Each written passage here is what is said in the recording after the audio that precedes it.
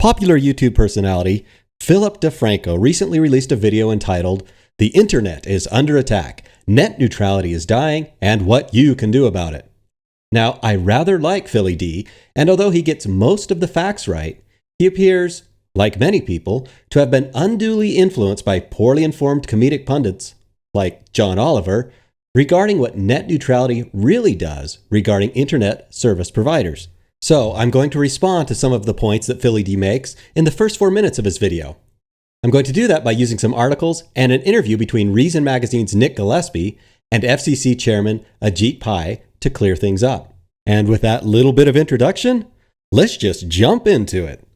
Let's just jump into it. The first thing I want to talk about today, the first thing we have to talk about today is the FCC and net neutrality. If you've watched the show for a while, you know we've talked about this a lot over the past few years. It's important we talk about it again today because net neutrality is once again under attack. And just a brief refresher on net neutrality, the idea behind net neutrality is you have a free, fair, open internet. You have a level playing field. It keeps the internet service providers from being able to influence what people do online. In 2015, the FCC labeled broadband internet a Title II, which made it a utility. And this meant that legislation could stop ISPs from throttling, creating paid fast lanes, any other control over broadband speeds. 2 quick points here. First, it is important to remember that prior to the 2015 net neutrality regulations passed under the Obama administration, the internet was being regulated under the Telecommunications Act of 1996, an act that was specifically designed to allow for the internet to boom into how we know it today. The Title II provision that Phil mentions is actually from the Roosevelt administration of 1934 that was designed to break up monopolies. It was written long before anyone even envisioned the rise of the internet. Now, there wasn't a sudden problem in 2015 that arose and needed to be addressed via this outmoded 1934 law. Rather, there was just the fear that a problem might emerge based on a few isolated cases. And so the old law was invoked in a case of preemptive regulation aimed at preventing a problem that didn't yet exist. Second, it is this fear of what might happen that net neutrality proponents point towards. They often use this sort of cars on the highway imagery to appeal to our sense of fairness. On the left is the idea that everyone gets fair and equal access to the internet under net neutrality laws. And on the right is the alleged problem that could exist if providers decided to deliberately slow traffic if people don't pay the high fees that ISPs want.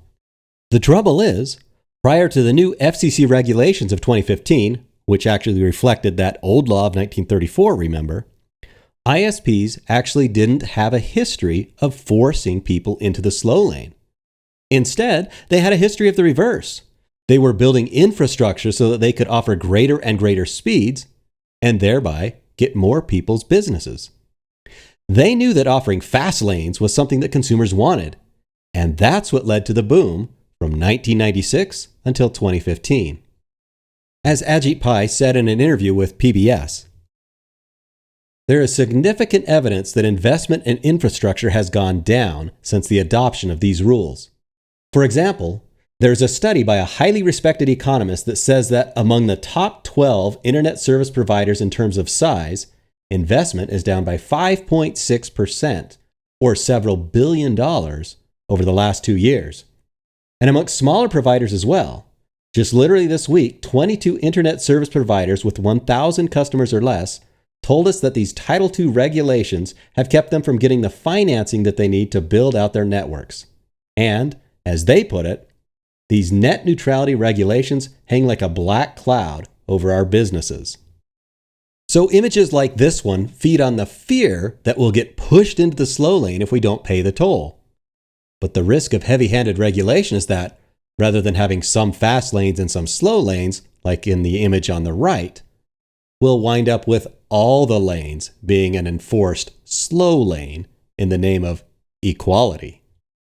Moving on to Phil's next point.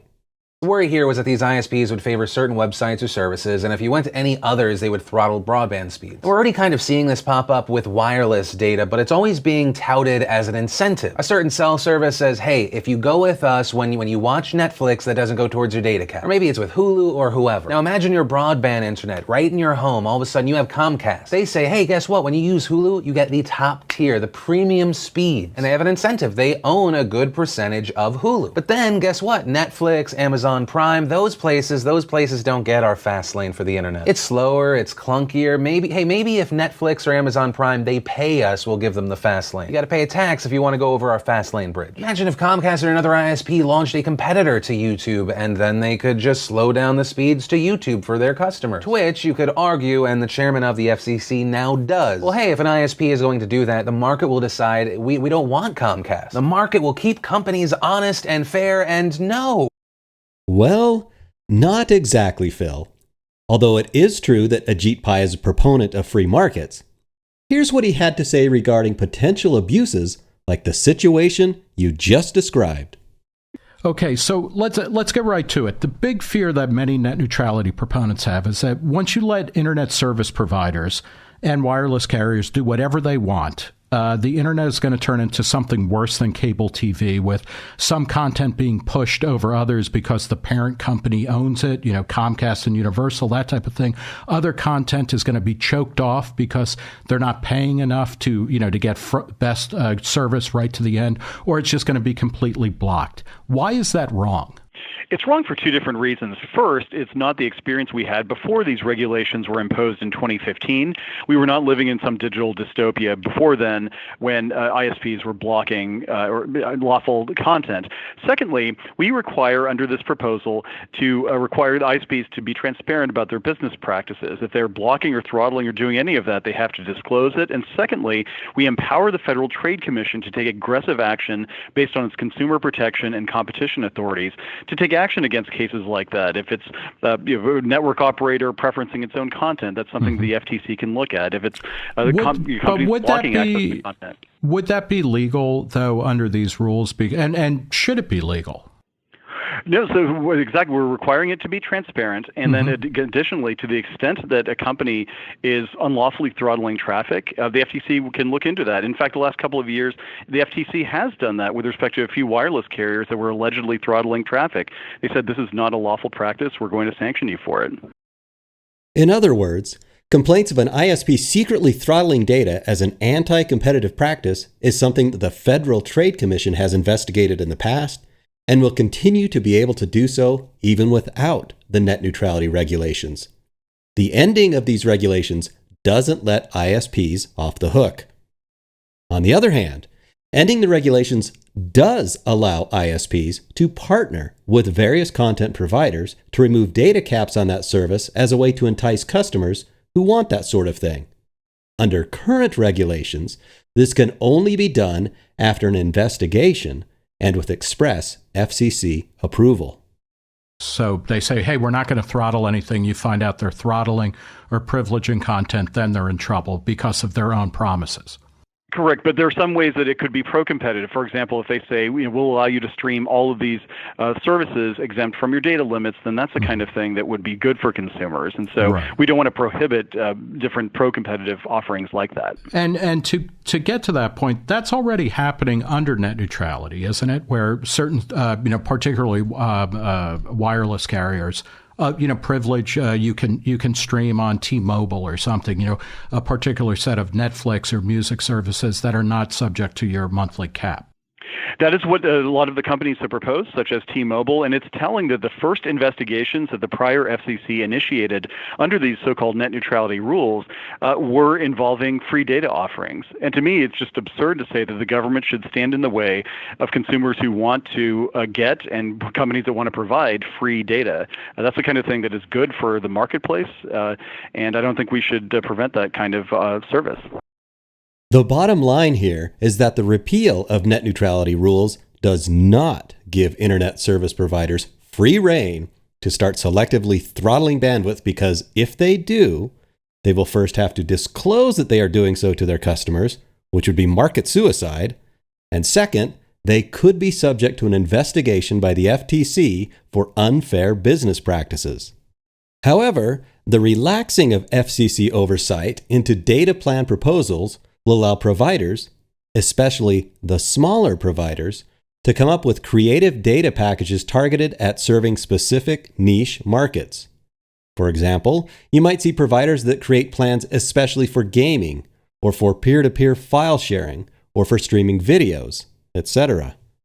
So the indications are that the repeal of net neutrality affords more potential competitive upside without incurring much of a risk of a downside.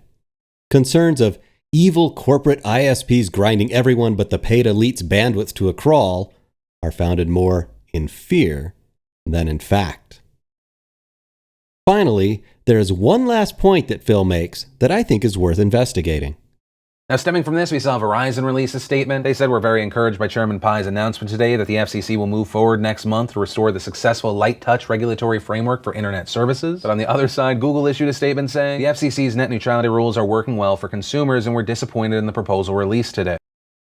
Now, I think it is pretty clear why Verizon would be in support of the repeal of net neutrality, but why would Google be disappointed in it?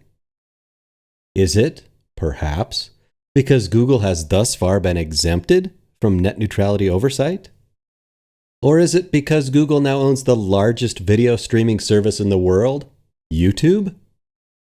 Would the example proposed by Phil earlier, where Comcast might bundle free and faster access to Hulu, be seen by Google as a new competitive threat to YouTube's dominance?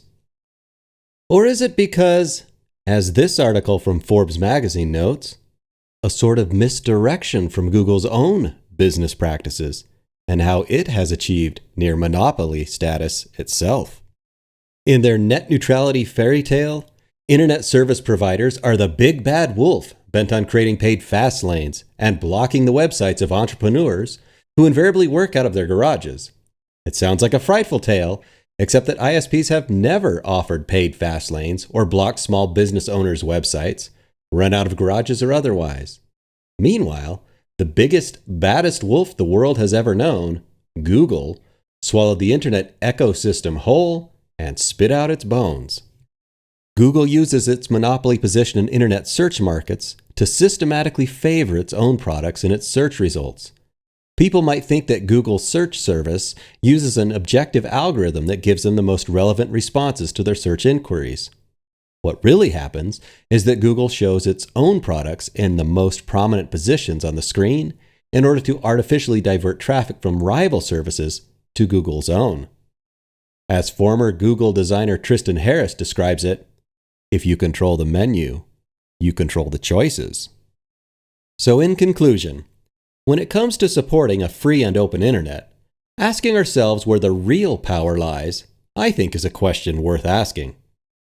Is the potential of ISPs throttling available bandwidth a more dangerous threat than is the throttling of available content? Please, tell me your thoughts in the comments below.